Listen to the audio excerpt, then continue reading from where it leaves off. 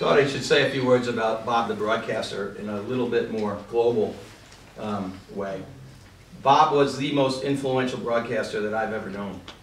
And he really, in the time that I worked at the radio stations, which was 2002 to 2011, Ocean County changed in enormous ways, let alone the amount of time that Bob had been there. And he was on top of it always.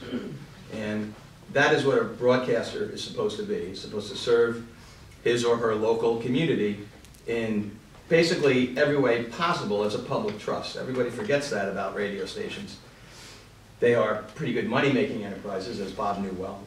But their first thing is a public trust to serve the public and let the public know. And to have someone like Bob shepherding Ocean County was quite remarkable to watch for the time that I was there.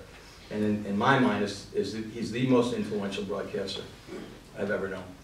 A couple of quick anecdotes. When I first came to the stations in 2002, I was the on-the-ground face of a, let's say, big corporation taking over a operation from a hometown broadcaster, Nassau Broadcasting, which had done a great job with it.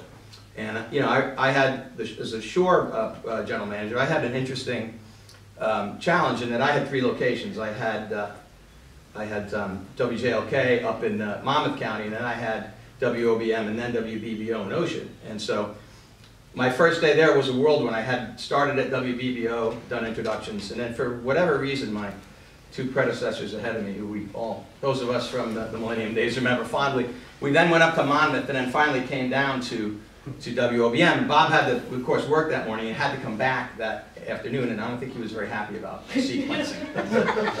And so, you know, it was a whirlwind, and I literally tried to get to every single person in all 3 locations and say, hey, I'm Bill, it's great to meet you, and I'm really looking forward to working with you. And I said that to Bob. I said, hey, Bob, it's Bill. Really looking forward to working with you. I turned around, and he went, just another suit, huh?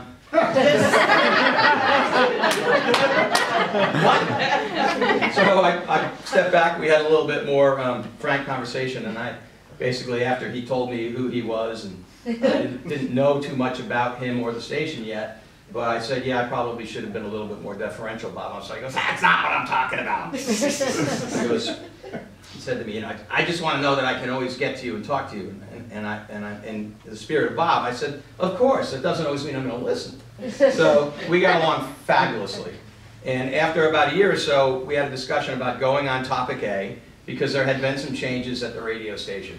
And not always favorable changes, or changes that everybody agreed with or liked, often involving personnel. So I did not intend to go on to WOBM topic A and become a lightning rod, but in some ways it did.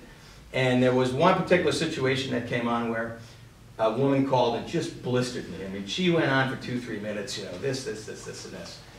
And as I prepared to eloquently respond to her, Bob came in before I could even utter a syllable, and just proceeded to very eloquently take this woman and correct her point of view, so to speak. I don't know if she ever really did, but he came to my defense, and I never have ever forgotten that. Finally, Bob is a member of the New Jersey Broadcasters Hall of Fame, which Kevin is also a member of. And Bob went in as the second member. A guy named Pinky Kravitz from Atlantic City, New Jersey, was the first guy the year prior.